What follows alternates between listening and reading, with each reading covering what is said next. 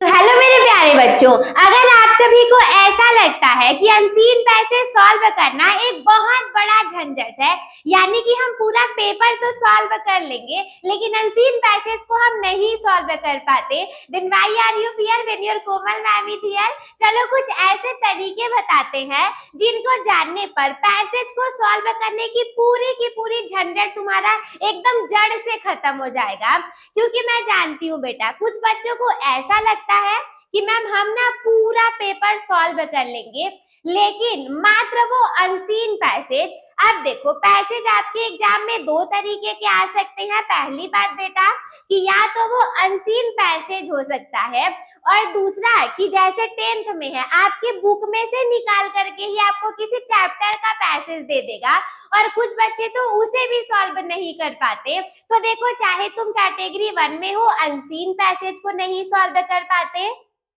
या फिर बच्चा तुम कैटेगरी 2 में हो कि जो बुक के हमारे पैसेज दिए हैं हम उसे नहीं सॉल्व कर पाते, तो बिल्कुल भी चिंता मत करो, टेंशन मत करो। आ जाओ आज के इस वीडियो में, चलो बताते हैं कुछ ऐसे तरीके जिनको जानने पर अनसीन पैसेज बिल्कुल यू यू करके चुटकियों में सॉल्व हो जाएगा। देखो, हमारे टाइम में क्या होता था, हमें किसी ने भी अनसीन पैसेज को सॉल्व करने का सही तरीका नहीं बताया था। दिस इज द रीजन कि जो अनसीन पैसेज में मात्र 2 मिनट में सॉल्व कर लेती बेटा, जो अनसीन पैसेज ना मात्र 2 मिनट का खेल होता है, उसी अनसीन पैसेज को सॉल्व करने में हमें पूरे 20 मिनट के समय लग जाते।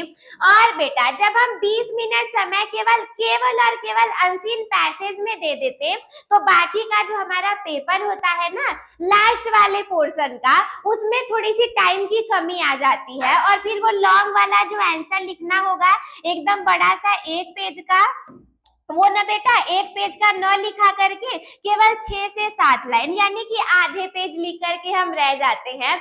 लेकिन देखो, आपकी मैम है तो सारी चीजें बिल्कुल सही से बताई जाएगी, तुम्हें बिल्कुल भी टाइम वेस्ट नहीं करना है अनसीन पैसेज के पीछे।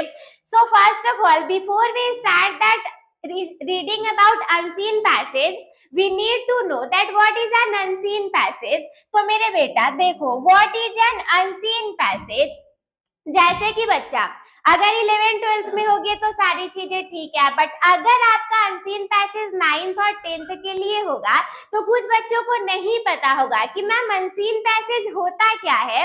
तो देखो, एकदम आसान भाषा में तुम्हें बताएं, अगर हम डिफिनेशन की बात करें बेटा, so a section of text that students has not previously read in their text book. अब देखो बच्चा, प्रीवियसली का मतलब होता है कि पिछले समय में, प्रीवियसली मतलब बेटा पिछले समय में, तो इसका सीधा सा मतलब है ना कि देखो, एक ऐसा पैसेज जो कि तुम पीछे नहीं पढ़े रहोगे वो कहलाएगा अनसीन पैसेज। बिकॉज तुम जानते हो कि सीन का मतलब होता है बेटा देखा हुआ।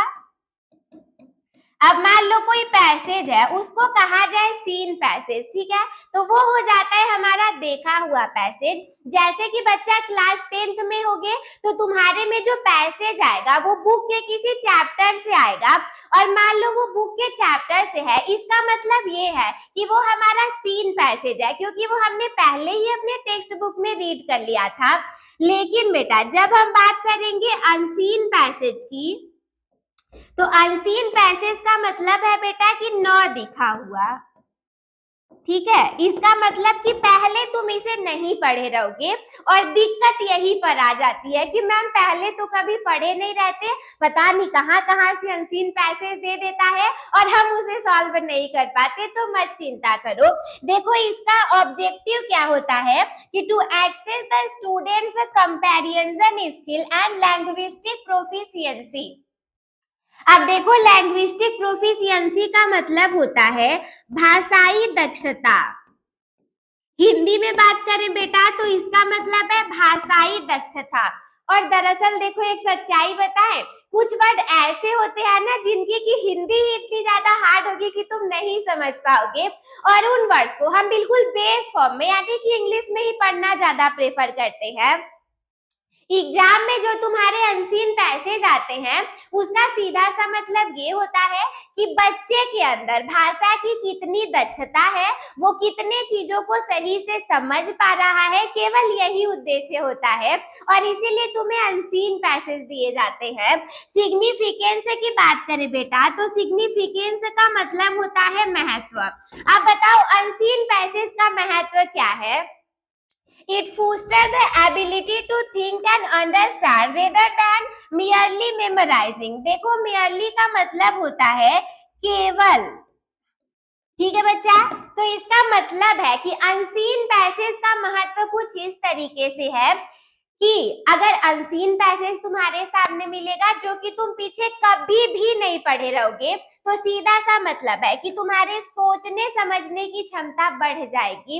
जैसे कि मान लो तुम्हें टेक्नोलॉजी के ऊपर, एजुकेशन के ऊपर, विमेन एम्पावरमेंट के ऊपर, इन सारे सब्जेक्ट के टॉपिक्स के ऊपर दिखने को मिल गया, तो पहले तो पढ़े नहीं रहोगे, अब एकाएक एग्जाम में देखोगे तो ठीक है ना, वहां से तुम्हारी थिंकिंग की और अंडरस्टैंडिंग की पावर बढ़ जाएगी। देखो रेदर देन है, यानी कि इसके अलावा मियरली मेमोराइजिंग, अनसीन पैसेज को छोड़ दिया जाए तो बाकी के जो तुम्हारे पेपर, क्वेश्चन पेपर रहता है बेटा, उसमें क्या होता है, सारी चीजें हमें ऑलरेडी पता है, बुक के सारे क्वेश्चन है, सारे चैप्टर को हमने रीड किया है, पूरे ग्रामर पोर्शन को हम जानते हैं और वही चीज हमारे एग्जाम में पूछी जाती है, हम उसको एकदम घर पे अच्छे से याद करके जाते हैं और एग्जाम में जा करके छाप करके चले आते हैं।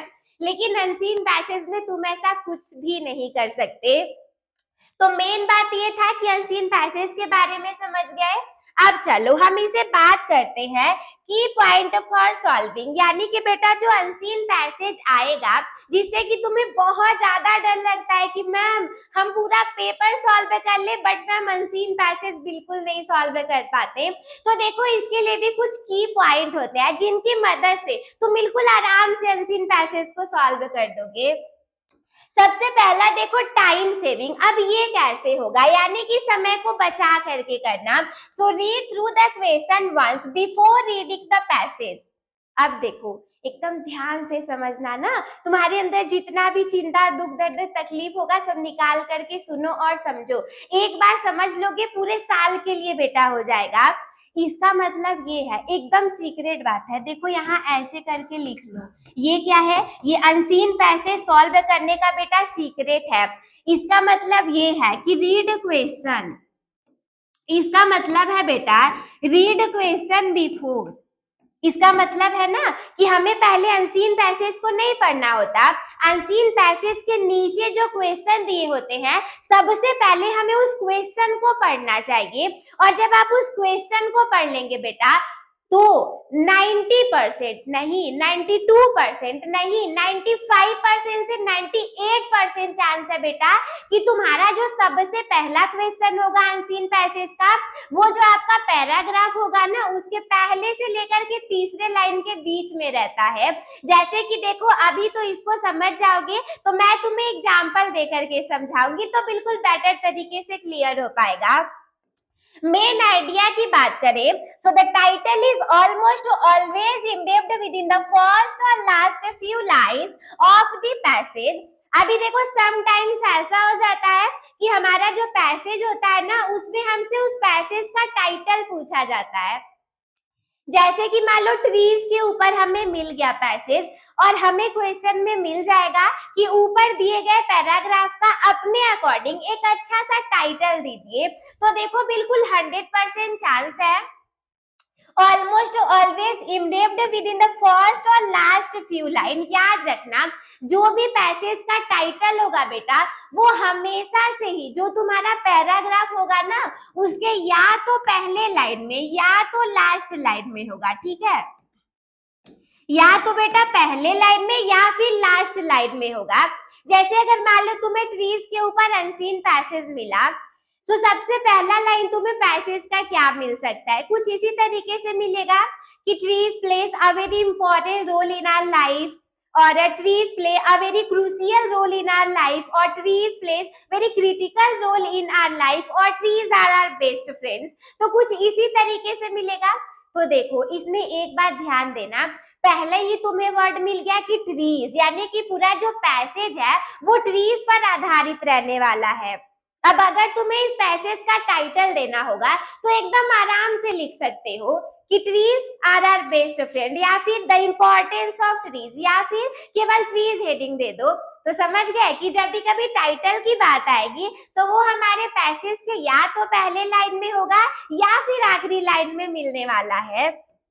प्रिसाइज आंसर की बात करें तो base your answer solely on the information provided within the passage. इसका मतलब ये है कि देखो सम ऑफ द चीजें ऐसी हो जाती हैं, आंसर हमें नहीं मिल पाता है ना। मान लो कि तुम्हारा एक कोई सेंटेंस लिखा हुआ है, तुम क्वेश्चन को तो समझ गए लेकिन तुम आंसर को नहीं समझ पा रहे हो। अब इस कंडीशन में क्या करना है, सबसे पहले तो तुम्हें पहली ट्रिक को अप्लाई करना है कि सबसे पहले क्वेश्चन को पढ़ लेना है। तो मोस्ट ऑफ द चांसेस ये हो जाएंगे कि तुम्हारे पैसेज में वो आंसर पहले से तीसरे लाइन के बीच में मिलेगा। और नहीं समझ आ रहा है ना, तो देखो कुछ कीवर्ड्स होते हैं। मान लो कोई क्वेश्चन बेटा तुमसे पूछा गया, तो वो जो क्वेश्चन रहता है ना उसमें 2-3 वर्ड को एकदम ऐसे अंडरलाइन कर लो, 2-3 वर्ड को हाईलाइट कर लो। वैसे तुम पेपर में ऐसे पेन या पेंसिल मत चला देना, वरना तो एग्जाम से बाहर कर दिए जाओगे। तुम समझ जाना, मान लो कॉपी के पीछे या फिर कहीं पर तुम अपने दिमाग में रखना कि ये जो हमारा क्वेश्चन है उसमें ये 2-3 वर्ड हाईलाइटेड फॉर्म में है, यानी कि कीवर्ड में है। अब तुम्हें जहां कहीं पर भी अनसीन पैसेज में ये 2-3 वर्ड देखने को मिल जाए, वहीं से स्टार्ट करना और फुल स्टॉप तक लिख देना, एकदम तुम्हारा आंसर सही रहने वाला है। मान लो अगर थोड़ा बहुत गलत भी होगा ना तो 3 में से तुम्हें 2.5 नंबर तो मिल ही जाएंगे, इतना तो एकदम फिक्स है बेटा। अब इसके बाद वर्ड प्ले की बात करें, so deduce the meaning of difficult words based on their context within the sentence. इसका मतलब है समटाइम्स ऐसा होता है कि कोई पूछेगा ना कि इस वर्ड का मतलब बताइए, नीचे पूछ देगा कि बताओ इस वर्ड का पैसेज में क्या मतलब है। या फिर तुमसे ऐसा पूछ सकता है, मान लो तुम्हारी ही समझ में ना आए, कोई एक सेंटेंस लिखा हुआ है और इस सेंटेंस में हमारे पास ना मान लो ऐसे 4 वर्ड्स है। अब मे भी पॉसिबल कि आपको 3 वर्ड के मीनिंग तो पता होंगे बच्चा, लेकिन ये नहीं एक वर्ड का नहीं पता होगा। तो इस कंडीशन में क्या कर सकते हो, इस कंडीशन में तुम्हें ये करना है कि इन तीनों वर्डों को मिला करके सोचो कि इस तीसरे का अर्थ क्या हो सकता है ना।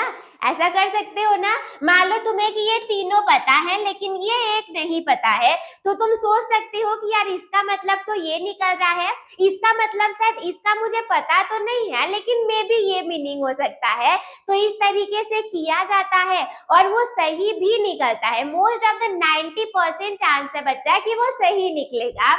अब इसके बाद देखो योर ओन वर्ड्स की बात करें, सो endeavor the phrase your answer in your own simple language। सीधा सा मतलब है, यदि तुम्हें कुछ नहीं समझ आ रहा है कि क्या करना है क्या नहीं करना है, थोड़ा बहुत बना करके लिखने आ रहा है, तो प्रश्न को पढ़ो और थोड़ा सा जो आंसर पैसेज में खोजो। मिला तो ठीक है, वैसे तो 100% उसी में रहता है बच्चा, लेकिन अगर तुम्हें नहीं समझ आ रहा है तो तुम ये काम कर सकते हो कि उसी के आंसर को एकदम अपने आसान घरेलू देसी भाषा में बना करके लिख सकते हो। तो ये तो देखो हो गया।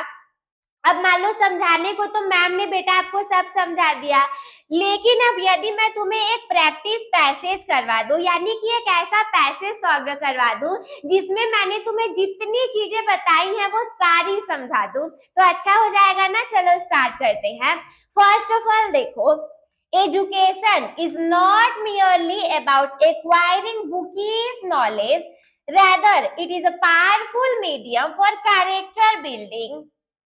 अब देखो इसमें तुम्हें क्या क्या मिल सकता है। 90% चांस है कि सबसे पहला प्रश्न जो तुम्हारा अनसीन पैसेज का होगा वो ये पूछ सकता है कि व्हाट इज एजुकेशन। ये पूछ सकता है बेटा कि व्हाट इज एजुकेशन, या फिर बच्चा दूसरा प्रश्न पहला ही रहेगा। अब देखो ये पूछ सकता है, या फिर अथवा के रूप में तुमसे ये पूछ सकता है what do you understand by education. What do you understand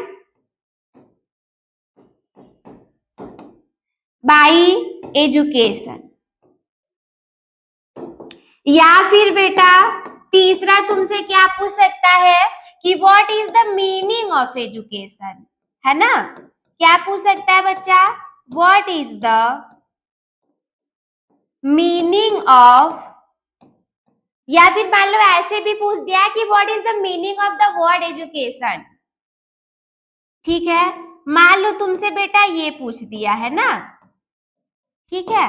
देखो मैंने बोला था ना जो पहला प्रश्न होगा 95% चांस है बच्चा है कि पहले में आंसर मिलेगा। मान लो तुम्हें न भी समझ में आए कि लिखा क्या है, कुछ समझ नहीं आ रहा है, तुम्हें न समझ आए अलग की बात है, लेकिन जो जवाब होगा वो पहले प्रश्न का जवाब तो यही से मिलने वाला है। अब देखो इसका मतलब ये है कि एजुकेशन का मतलब केवल और केवल किताबी ज्ञान को प्राप्त नहीं करना होता, इसके अलावा ये हमारे कैरेक्टर बिल्डिंग यानी कि चरित्र निर्माण के लिए एक पावरफुल मीडियम है। अब मान लो अगर तुम्हें ये सब कुछ न पता रहे ना, तो चलो प्रश्न से स्टार्ट करते हैं। एक सेकेंड, मान लो अगर तुमको समझ में आता है तो तुम समझ जाओगे, और यदि नहीं समझ आएगा तो चलो उसके तरीके भी बताते हैं। An educated person is one who understands their responsibilities towards the society। इसका मतलब है बेटा कि एक शिक्षित व्यक्ति वो होता है जो कि अपनी जिम्मेदारी को समझता है समाज के प्रति। Discipline and hard work are the two primary keys to success. अब देखो ये तुम्हें समझ में आ गया ना कि क्या है डिसिप्लिन और जो हार्ड वर्क है ये सक्सेस के लिए सबसे प्राथमिक वाली चीजें हैं। यानी कि यदि सफलता चाहिए तो दो चीजें तो होनी ही चाहिए, पहला डिसिप्लिन और दूसरा hard work are the two primary keys to success. अब देखो इससे क्या प्रश्न नहीं बन सकता, 100% प्रश्न बनेगा कि बताओ सफलता के लिए दो प्राइमरी चीजें क्या है। तो यहाँ से समझ जाओगे, पहले ही हाईलाइट कर लो माइंड में कि हाँ मैम यही से आंसर होने वाला है। इसके बाद A student who learns to manage their time effectively can easily overcome every challenges in life। यानी कि एक ऐसा विद्यार्थी जो कि अपने टाइम को मैनेज करना जानता है और वो शिक्षित है, वो अपने जीवन में कितनी भी परेशानियां आए उन सभी को फेस कर सकता है, उन सभी से लड़ सकता है। मान लो ये तो तुम्हें आ रहा था, तुम सब समझ गए ना। अब प्रश्न की तरफ चलते हैं। क्वेश्चन नंबर पहला देखो, what is the true purpose of education. Purpose का मतलब होता है बच्चा उद्देश्य। इसका मतलब क्या है कि बताओ शिक्षा का मुख्य उद्देश्य क्या है। अब देखो पहला प्रश्न मिल गया, मान लो ये सब आंसर नहीं लिखा है, तुम्हें कुछ नहीं पता है, तो तुम चलो अपने पैसेज के ऊपर। अब मैंने बोला था ना कि 98% चांस है कि अनसीन पैसेज का जो पहला प्रश्न होगा वो तुम्हारे पहले से तीसरे लाइन के बीच में मिलेगा। तो पढ़ो, education is not merely about acquiring bookish knowledge, rather it is a powerful medium for character building. समझ गए? देखो पहला आंसर यही से मिल गया तुम्हें कि एजुकेशन का पर्पज क्या है। तो जवाब में किस तरीके से लिखोगे कि the true purpose of education is to build a character. यही आंसर था सेम टू सेम कि एजुकेशन का मतलब है कैरेक्टर को बिल्ड करना and to foster a sense of responsibility towards society. अब मैंने बताया ना आपको कि एक लिटरेट व्यक्ति क्या कहलाएगा, जो कि अपनी जिम्मेदारियों को सोसाइटी के प्रति समझता होगा। तो जवाब बिल्कुल इतना ही हो गया। अगर मान लो तुम कैरेक्टर के बाद फुल स्टॉप लगा दिए और ये वाला जो पोर्शन है ना बेटा इसको तुमने काट करके हटा दिया, ठीक है, मान लो इसको तुमने हटा दिया, केवल कैरेक्टर तक फुल स्टॉप लगा दिया, तो भी 100% तुम्हारा जवाब सही रहने वाला है और नंबर मिल जाने वाले हैं। अब दूसरे पर चलो, what are two main keys to success. देखो 100% इसीलिए कहे जाते हैं ना कि तुम अंग्रेजी को चाहे जहां पढ़ो, लेकिन कुछ कीवर्ड्स होंगे जो कि हमेशा काम देने वाले हैं। जैसे देखो पैसेज में मैंने तुम्हें बताया था, यहाँ पर देखो discipline and hard work are the two primary keys to success. अब बस यही वाला प्रश्न तुरंत पूछ लिया गया कि बताओ दो प्राइमरी कीज क्या है सक्सेस के लिए। तो जवाब क्या दोगे कि डिसिप्लिन एंड हार्ड वर्क। बस एकदम आसान सा लिख दिया, नंबर भी तुम्हें एग्जामिनर एकदम खुश होकर के आएगा और ऐसे एक नंबर दे करके चला जाएगा। बस ऐसे ही लिख देना। अगर मान लो थोड़ा बहुत पढ़े लिखे हो, थोड़ी बहुत चीजें समझ में आ रही हैं बेटा, तो थोड़ा सा इसमें ये कर सकते हो, ये वाट के जगह डिसिप्लिन और हार्ड वर्क को लिख दिए और आर से उठाओ सक्सेस तक फुल स्टॉप लगा के इसी के आगे लिख दो।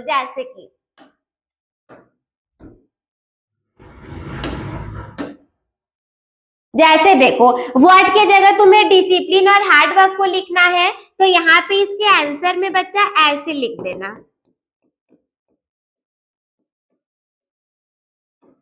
Discipline and hard work. और ध्यान रखना थोड़ा हैंडराइटिंग अच्छा बना करके लिखना ना, तो ऐसे डिसिप्लिन एंड हार्ड वर्क। अब आर से उठाओ और सक्सेस तक वहीं पे सेम टू सेम छाप दो इस तरीके से, are the two main keys to success.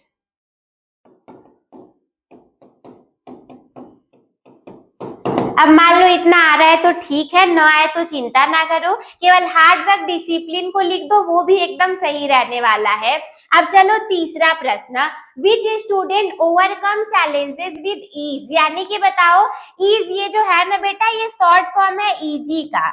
अब देखो इजी मतलब होता है सरल, इसी ईज को ना कई लोग टेक्नोलॉजिया लगा करके ईज बोलते हैं। जैसे मॉर्निंग जानते हो ना, तो मॉर्निंग को थोड़ा सा शॉर्ट करके मॉर्न बोला जाता है, वैसे ईजी को थोड़ा सा शॉर्ट करके ईज बोला जाता है। यानी कि ऐसा कौन सा विद्यार्थी होगा जो कि अपने जीवन में समस्याओं को बिल्कुल आसान तरीके से फेस कर लेगा। तो जवाब तुम जानते ही हो, पैसेज में चलेंगे तो भी तुम्हें देखो अ स्टूडेंट से मिल गया, ठीक है। अच्छा देखो, एक ट्रिक इसमें अप्लाई कर सकते हो ना, जैसे मान लो तुम्हें इसका मतलब भी ना पता हो कि ये प्रश्न पूछ क्या रहा है तुमसे, ठीक है, तुमको बस इतना पता चले, which student overcomes challenges with ease, कुछ नहीं समझ में आया, लेकिन कुछ वर्ड तो पता चला होगा। मान लो तुम्हें ये स्टूडेंट वर्ड दिख गया, इसी को पैसेज में खोजना स्टार्ट करो। चलो पैसेज पर चले। अब देखो तुम पूरा पैसेज पढ़ लोगे, लेकिन तुम्हें यहाँ पर ए स्टूडेंट के अलावा और कहीं पर भी स्टूडेंट लिखा हुआ नहीं मिलेगा। यानी कि सीधा सा मतलब है, यहाँ से ए से उठाओ और फुल स्टॉप यहाँ लगा है, यही तक लिख दो, तुम्हारा आंसर एकदम सॉल्व हो गया। देखो कहते हैं ना कि कुछ मनोविज्ञान का प्रयोग करना चाहिए बेटा। अब जो एग्जामिनर रहेगा उसे थोड़ी पता है तुम लड़के हो लड़की हो, तुम्हें पढ़ने आता है कि नहीं आता, तुम टॉपर स्टूडेंट हो, एवरेज हो या फिर बिलो एवरेज हो, उसे कुछ भी नहीं पता। इवन उसे तो इतना भी नहीं पता कि तुम्हें प्रश्न समझ आ रहा था कि नहीं आ रहा था, जवाब समझ आ रहा था या फिर नहीं आ रहा था। उसके सामने केवल ऐसे एक कॉपी रखी होगी जिसमें तुम्हारा रोल नंबर लिखा हुआ रहेगा और इसमें तुम्हारे जवाब लिखे रहेंगे। वो केवल आंसर शीट उसके पास में रहेगी, तुम्हारा ऐसे जवाब उठाएगा और देखेगा सही लिखा है, चेक करके नंबर दे करके चला जाएगा। तो हम इसका फायदा उठा सकते हैं कुछ ट्रिक्स का अप्लाई करके। न भी पता हो प्रश्न, न भी समझ आए, जवाब का भी नहीं पता हो, कोई बात नहीं मैम, वो जो है ना एग्जामिनर, वो हमारे घर का नहीं है, वो एकदम आराम से हमें नंबर दे करके चला जाएगा। देखो स्टूडेंट तुम्हें यहाँ पर मिल गया, ए से स्टार्ट करो, लाइफ पे फुल स्टॉप लगा है, एकदम लिख दो, एकदम आसानी से तुम्हें मिल जाएगा। जैसे देखो, the one who learns to manage their time effectively, ये तो मान लो जिसे पता रहेगा वो थोड़ा सा बना करके लिखेगा, तुम्हें ना पता हो बेटा तो पूरा यहाँ से लिख दो। देखो इसमें भी यही आंसर है, who learns to manage their time effectively can easily overcome every challenges in life. तो ठीक है, इतना हो गया एकदम आसानी से। अब चलो क्वेश्चन नंबर 4 है, provide a suitable title for the passage. देखो ये भी बताया था ना तुम्हें ट्रिक में कि जब भी कभी अनसीन पैसेज के लिए सुटेबल टाइटल, मान लो ये सुटेबल तुम्हें सही वाला वर्ड न भी मिले, केवल ये टाइटल वर्ड मिल जाए ना, यानी कि एक ऐसा टाइटल देना है पैराग्राफ को जो कि हमारे पैराग्राफ के अकॉर्डिंग एकदम अच्छा सा हो। तो देखो मैंने तुम्हें इसका ट्रिक क्या बताया हुआ था, इसका ट्रिक यही बताया हुआ था ना। चलो दिखाते हैं कि मैम ने तुमको बेटा क्या बताया था, ठीक है।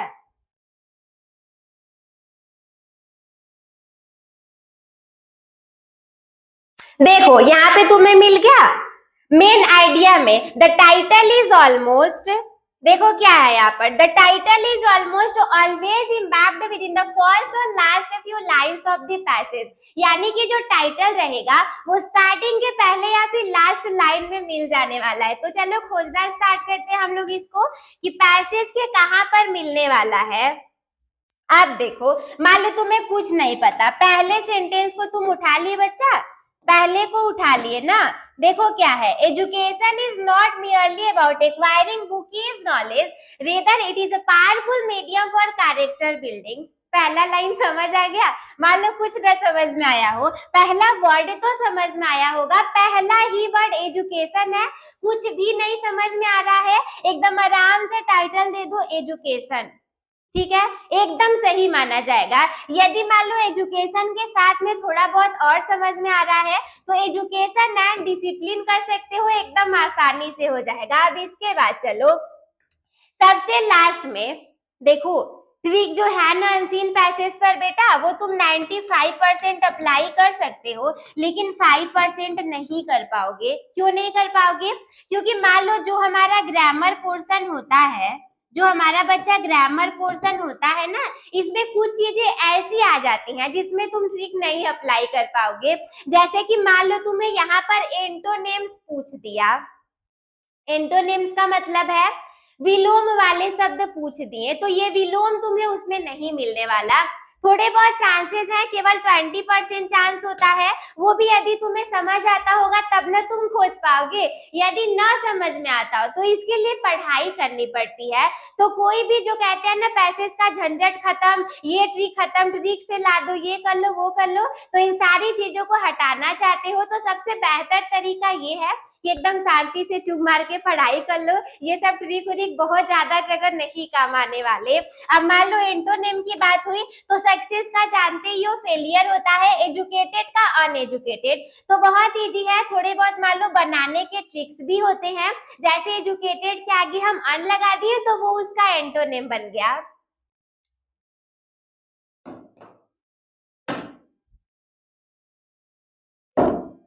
तो आई होप मेरे प्यारे बच्चों कि आप लोग को आज का जो पैसेज का झंझट था वो वास्तव में खत्म होता हुआ दिखाई दे रहा होगा और सारी चीजें बिल्कुल क्लियरली तरीके से समझ में आ गई होंगी। तो आप इंग्लिश फैकल्टी मिलते हैं आपसे किसी अगले वीडियो में ऐसे ही किसी बहुत ज्यादा इंपॉर्टेंट टॉपिक को बिल्कुल आसान भाषा में लेकर के आने के लिए। तो चलिए हम मिलते हैं अगले वीडियो में, तब तक के लिए धन्यवाद।